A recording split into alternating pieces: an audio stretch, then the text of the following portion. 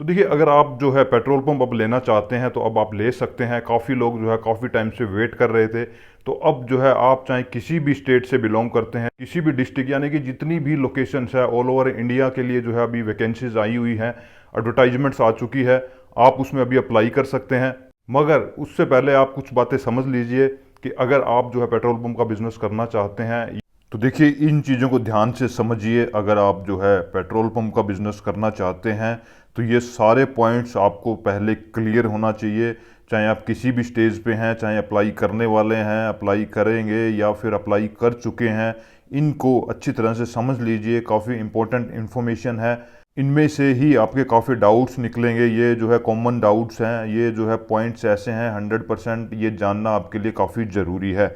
तो वीडियो को आप लास्ट तक देखिए और जो जो चीज़ें मैं आपके साथ शेयर कर रहा हूँ उसको अच्छी तरह से सुनिए और उसके अकॉर्डिंग ही फिर आगे के स्टेप में आप जाइए। देखिए, सबसे पहले जो है कॉमन डाउट्स सभी का आ रहा है कि अगर आप अप्लाई कर रहे हैं, अप्लाई कर चुके हैं, तो आपको सबसे पहले क्या है, लोकेशन ज़रूर देखनी है, कहीं गलती नहीं कर दी है। देखिए, जो जो लोकेशंस हैं उनमें दो ही लोकेशंस है, एक रूरल है, सेकंड रेगुलर है। यहाँ पे क्या गलतियाँ हो रही है कि आप जो है रेगुलर जो साइट्स है वहाँ पे साइट कंपनी ने रेगुलर दे रखी है, मगर वहाँ पे क्या है, लोकेशन रूरल है। तो आप पहले उसको चेक कर लें।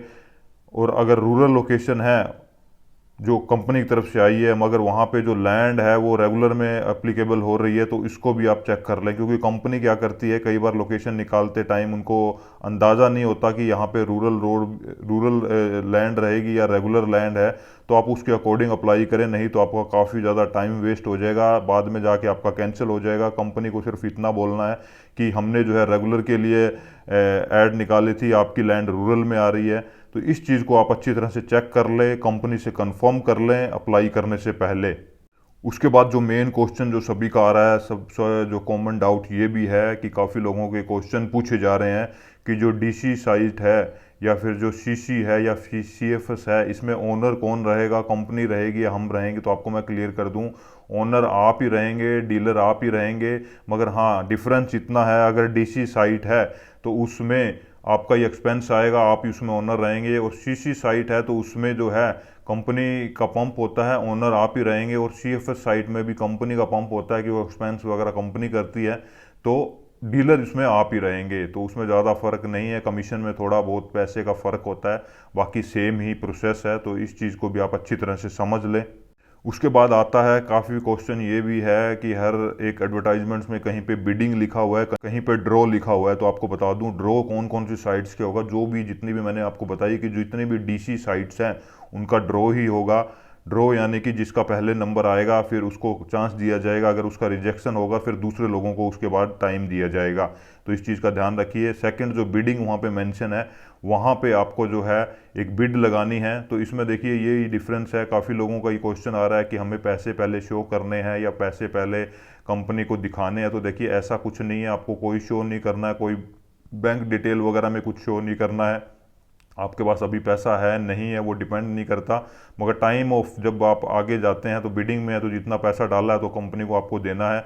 और अगर डीसी साइट है तो जो भी एक्सपेंस आपको पहले बताया जा चुका है कि किस कैटेगरी में किस पंप में कितना पैसा लगना है, उतना पैसा आपके पास होना चाहिए।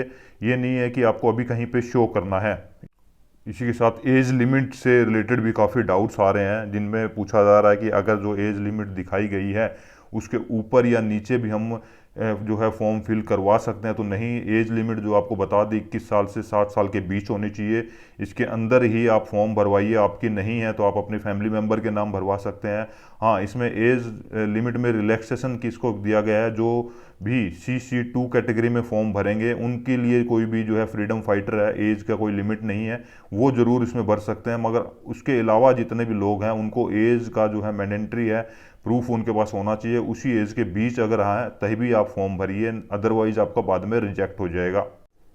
नेक्स्ट जो मेन क्वेश्चन आ रहा है वो है 10th की सर्टिफिकेट को लेके कि हमने जो है 10th पास की है तो हम अप्लाई कर सकते हैं। देखिए, अप्लाई ज़रूर कर सकते हैं। 10th का सर्टिफिकेट आपके पास होना चाहिए। काफ़ी लोगों के पास ये भी है कि वो जो है पास नहीं कर पाए तो भी अप्लाई करेंगे तो बाद में आपको दिक्कत आएगी। और अगर आपकी कंपार्टमेंट वगैरह आई हुई है, किसी सब्जेक्ट में आप पास नहीं हो पाए, कंपार्टमेंट है अभी तक वो आप पूरी नहीं कर पाए, तो भी आप अप्लाई नहीं कर सकते, आपका आने वाले स्टेज में जो है रिजेक्शन कर दिया जाएगा। इसी के साथ काफ़ी लोगों के पास जो है पास हो चुके हैं, 10th भी पास कर चुके हैं, आगे की डिग्री भी ले चुके हैं, तो वो आगे की डिग्री भी मेंशन कर सकते हैं। मगर इसी के साथ 10th का सर्टिफिकेट ज़रूरी है। अगर आप पास कर चुके हैं मगर 10th का सर्टिफिकेट नहीं है तो वो ओरिजिनल आपसे मांगा जाएगा, चेक किया जाएगा, वो भी आपके पास होना चाहिए। फोटोकॉपी के साथ साथ आपको जो है सर्टिफिकेट शो भी करना होगा आने वाली स्टेज में, तो वो नहीं है तो वो जल्दी से आप निकलवा लीजिए। और ये भी एक वैलिड जो है आपका जो है बोर्ड वगैरह जो है वैलिड होना चाहिए, जो रूल रेगुलेशन है उसके अकॉर्डिंग होना चाहिए, तभी वो आगे जाके वैलिड हो पाएगा। तो इन चीज़ों को भी आप ध्यान रखिए। नेक्स्ट जो है काफ़ी ज़्यादा कन्फ्यूजन जो है आ रहे हैं ग्रुप 1, ग्रुप 2 एंड ग्रुप 3 से रिलेटेड। आप सभी को पता है कि 3 ग्रुप है, तीनों ग्रुप में आप फॉर्म भर सकते हैं, मगर इसमें भी काफ़ी ज़्यादा कन्फ्यूजन है कि हम कौन से ग्रुप में फॉर्म भरें। देखिए, सबसे ज़्यादा प्रेफरेंस दी जाएगी जो ग्रुप 1 में आएंगे, उसके बाद ग्रुप 2 को, और उसके बाद जो है ग्रुप 3 को। तो कोशिश आपको यही करनी है कि ग्रुप 1 में फॉर्म भरिए। ग्रुप 1 में ये नहीं है कि आपके पास ज़मीन नहीं है तो आप पेट्रोल पंप नहीं ले सकते, नहीं, आप लीज पे लेके पेट्रोल पंप ले सकते हैं। जिनके पास ज़मीन है या लीज पे जो ले रहे हैं वो ग्रुप 1 में आएंगे। उसके बाद जो फर्म ऑफर दे रहे हैं वो ग्रुप 2 में आएंगे, और उसके बाद जो लैंड शो नहीं कर रहे हैं वो ग्रुप 3 में आएंगे। इसमें भी काफ़ी कन्फ्यूजन है, इसको भी आप अच्छी तरह से समझिए। देखिए क्या है कि अगर आपने फॉर्म भरते टाइम उसमें ग्रुप 2 मेंशन कर दिया, आपकी लैंड या लीज आपने ले रखी है या फिर खुद की है, तो भी वो ग्रुप 2 में ही माना जाएगा।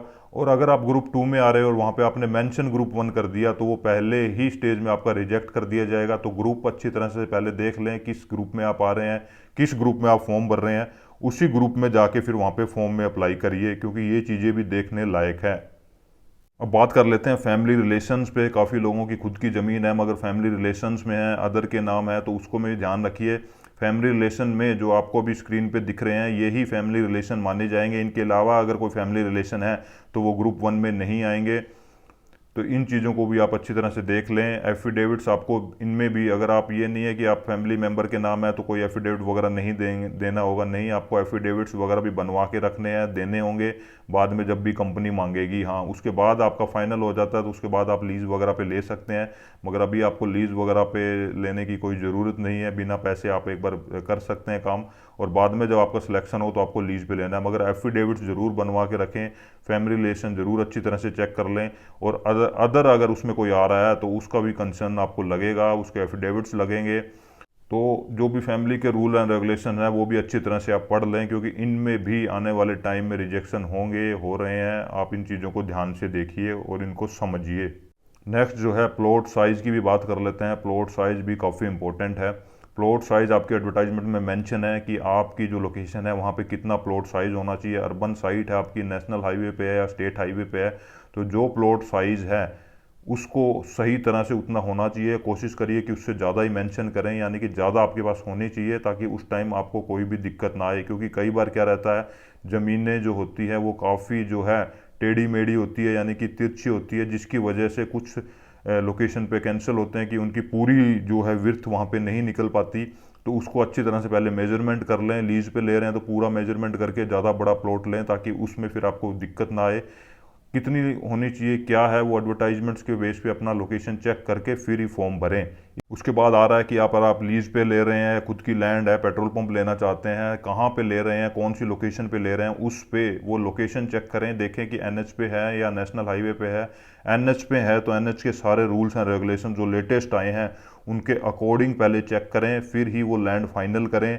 अदरवाइज कोई फ़ायदा नहीं होगा, 1-1.5 साल आप टाइम ख़राब करेंगे, उसके बाद एनओसी नहीं मिलेगी। तो वो लैंड अच्छी तरह से चेक कर लें। इसी के साथ साथ स्टेट हाईवे हो या ओडीआर रोड हो, वहाँ पे जो है पीडब्ल्यूडी के नॉर्म्स आपके पूरे होने चाहिए। क्या क्या रूल्स हैं, क्या है, नए रूल्स आए हुए हैं, उनको अच्छी तरह से चेक करके फिर ही आप अप्लाई करें। मेन चीज़ें आपको पहले भी बताई जा चुकी है, चैनल में आपको वीडियोज़ मिल जाएंगे कि नेशनल हाईवे, स्टेट हाईवे में आपको क्या क्या चेक करना है।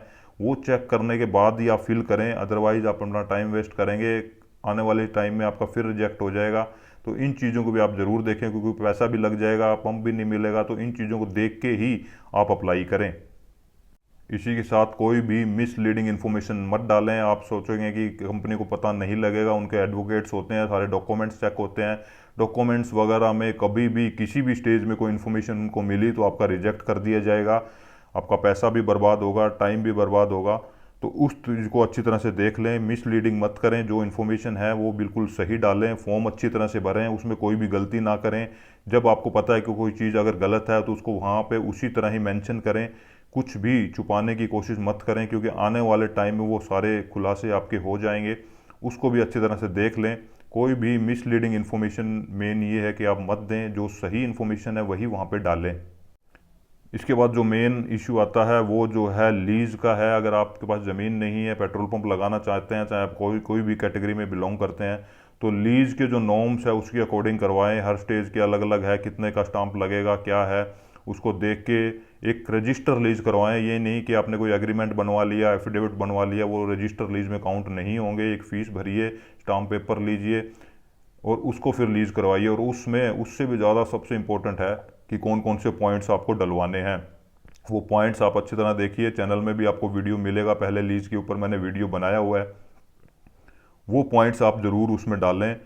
ओनर के भी जो पॉइंट्स है वो डालें, खुद के भी डालें। और आपको लगता है कि किन किन पॉइंट्स को ध्यान देना है ताकि इन फ्यूचर आपको फिर प्रॉब्लम ना आए, वो अच्छी तरह डालें। रेंट सही तरह से लिखवाएं, रेंट कैसे आपको देना है, मंथली है, 6 मंथ है या फिर ईयरली है, सब कुछ लिखवा के वैलिड करवा के फिर ही आप फॉर्म भरें।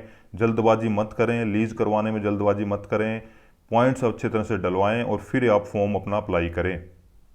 इसी के साथ जितने तरह के भी एफिडेविट्स हैं उनको भी अच्छी तरह से पढ़ें। फॉर्मेट्स में उनको जो फॉर्मेट दिए गए हैं, कंपनी ने दिए हैं, जो गवर्नमेंट की तरफ से हैं, उन्हीं के ऊपर ही करवाएं। चाहे आपका कोई भी सर्टिफिकेट हो या कोई आपका जो है SC ST से या OBC से आपका सर्टिफिकेट है, जो भी है, रिजर्व जो भी है, उसको सही तरह से करवाएं। एफिडेविट्स और भी काफ़ी है, फैमिली के एफिडेविट्स हैं, या फिर आप फर्म 2 में भर रहे हैं, उस ग्रुप 2 में भर रहे हैं, उसके एफिडेविट्स हैं।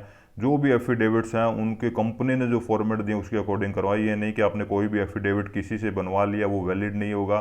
स्टाम्प पेपर कितने का लगना है उसका वैलिडेशन भी चेक करें। सही से एफिडेविट बनवा के डेट वगैरह सही डलवाएं। कब है एफिडेविट, आपको एप्लीकेशन से पहले के हैं, बाद के हैं, वो भी अच्छी तरह से चेक करें।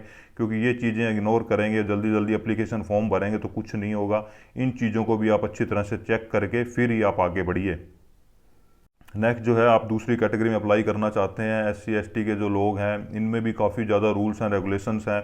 जितना इजी आपको लगता है उतना इजी नहीं है कि आप फॉर्म भरेंगे पंप आपको मिल जाएगा। SC ST से भी काफ़ी ज़्यादा रूल्स रेगुलेशंस हैं। आप कौन सी कैटेगरी में भर सकते हैं, अपनी कैटेगरी में कैसे भर सकते हैं, दूसरों की कैटेगरी में कैसे भर सकते हैं, सब कुछ के जो है अच्छी तरह से पहले रूल रेगुलेशन पढ़ लें। कितने फॉर्म किस साइड पे भरे जा सकते हैं, एक फैमिली में कितने फॉर्म भर सकते हैं, किस कैटेगरी में कितने फॉर्म भरेंगे और कितने पंप आपको इन फ्यूचर मिल सकते हैं। तो ये चीज़ें भी काफ़ी कन्फ्यूजन है। और भी मैं आपके लिए जल्द ही जो कन्फ्यूजन है वो लेके आऊँगा। आप अपने कमेंट ज़रूर डालिए कि आपके क्या क्या डाउट्स हैं, इनमें से आपके सोल्व हुए। आप अपना कमेंट डालिए ताकि उस कमेंट को भी हम अगले जो है वीडियो में ले सकें। और भी काफ़ी ज़्यादा लिस्ट है हमारे पास, हमारे पास जो है पहले भी जितने भी डाउट्स आए हैं, जिनके बेस पे लोगों को रिजेक्शंस हुए हैं, वो भी हम टाइम टू टाइम अब आगे लाते रहेंगे। और भी वीडियोस आएगा तो अपने कमेंट भी उसमें मेंशन करिए और अच्छी तरह से आप उसमें अप्लाई करिए। हमारे चैनल से जो जुड़े हैं उनको सारी इन्फॉर्मेशन बताई गई है। जो नए लोग हैं जो फर्स्ट टाइम फिर से अप्लाई कर रहे हैं, 1-1.5 साल बाद में फिर उनके वही क्वेश्चंस आएंगे, वही उनको दिक्कतें आएंगी। तो मैं आपको बता दूं, अभी अगर आपने गलतियां कर दी तो बाद में उनका कोई भी सोल्यूशन नहीं है। तो अगर आप ये बिज़नेस करना चाहते हैं तो हमारे साथ जितना जल्दी हो सके जुड़ जाइए, अपना स्लॉट बुक कर लीजिए। और लिमिटेड लोगों के ही स्लॉट, तो अब ज़्यादा दिन नहीं चलेंगे क्योंकि हम स्लॉट बुक करना बंद कर देंगे। अब जो है सिर्फ हम कंसल्टेंसी प्रोवाइड करेंगे, क्योंकि आपको कोई ना कोई कंसल्टेंट हायर करना पड़ेगा। विदाउट कंसल्टेंट आप लास्ट स्टेज तक नहीं पहुंच पाएंगे। क्योंकि हमारे साथ अगर आप जुड़ेंगे तो हम आपको एक एक चीज़ क्लियर करके देंगे, एप्लीकेशन करवाएंगे, किस तरह से ले सकते हैं, क्या क्या टर्म एंड कंडीशंस हैं। और अप्लाई करने के बाद भी इतने ज़्यादा इश्यूज आते हैं, हज़ारों इश्यूज आते हैं, जिनको सोल्व करने वाला कोई नहीं होता, जिनका सोल्यूशन बताने वाला कोई नहीं होता। तो वो सारी चीज़ें हम आपके लिए क्लियर करके देंगे। तो उसके लिए आपको जो है हमारी जो कंसल्टेंट की सीट है वो बुक करनी होगी। अगर आप हमसे कंसल्ट करवाना चाहते हैं तो आप जल्दी से वो बुक कर लीजिए। सबसे पहले आपको स्लॉट ही बुक करना है। स्लॉट बुक करने के बाद आपको सारी इन्फॉर्मेशन दी जाएगी, A to Z इस चीज़ के बारे में बताया जाएगा।